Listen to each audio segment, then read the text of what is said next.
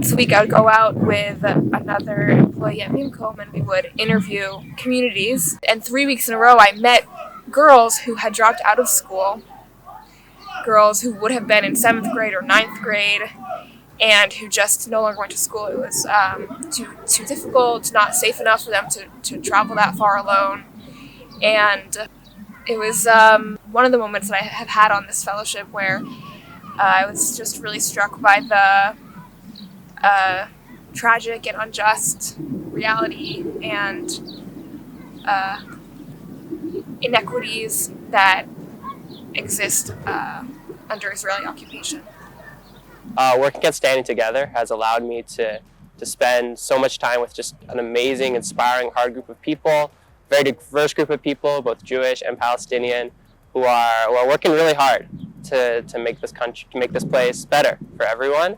And they've taught me so much about politics, about community, about communication, about how to be an activist and how to be effective political actors. And I'm so grateful for those relationships, and I'm excited to continue those throughout this year and beyond. One incident that I found particularly impactful, I can't remember exactly which one, but one of the somewhat spontaneous protests that have happened over this year. I was in the office, in the Standing Together office in Tel Aviv, and I was the person that was assigned to take our signs to our protest in Jerusalem, that's where I live, and go back every night. And it was a small thing, but I felt like an important link in the chain. You know, I was the sign guy. I took the signs, I distributed them, I took pictures. We put those pictures on Twitter. I even made a video. And I felt like I had a role to play, and I was contributing to something larger than myself.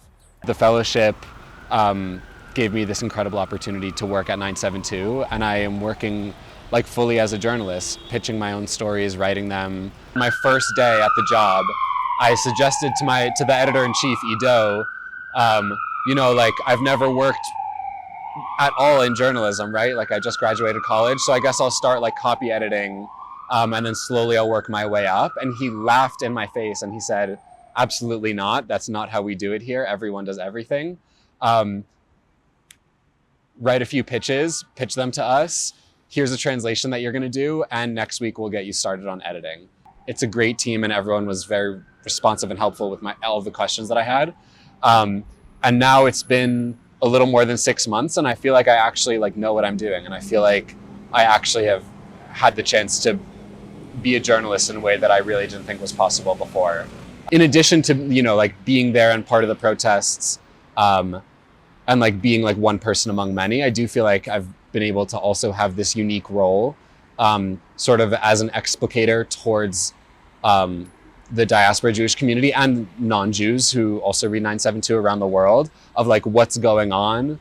This year we are a cohort of 4 people, and it's been really fun to be in this fellowship with my 3 other co-fellows, and we all get along really well, and we have dinner basically once a week. We are all also in our spare time involved in anti-occupation activism, and we hang out a lot at protests every week and organize together and support each other in the fellowship and in kind of the navigating our placements, navigating the visa process, navigating just moving to a new city and making friends and having fun. And it's really felt like we're all in this together, and that we enjoy each other's company and spending time together. And it's been just a huge plus of the fellowship to have this cohort and have these wonderful close friends that I've made this year through the fellowship.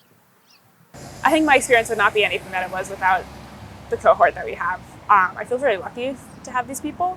Getting to new people, you're getting to know a new world, and you also have the shared experience of being in a fellowship, which is always good, I think, for bonding. Love my fellowship cohort. Sivan, Nate, and Maya are just amazing people. This year wouldn't be the same without them. We have so much fun, both through the structure of the fellowship, but also just ourselves, living our lives, having Shabbat dinner together, going out in Jerusalem, having fun. It's been an amazing community, and I'm so grateful that I got to spend the year with them.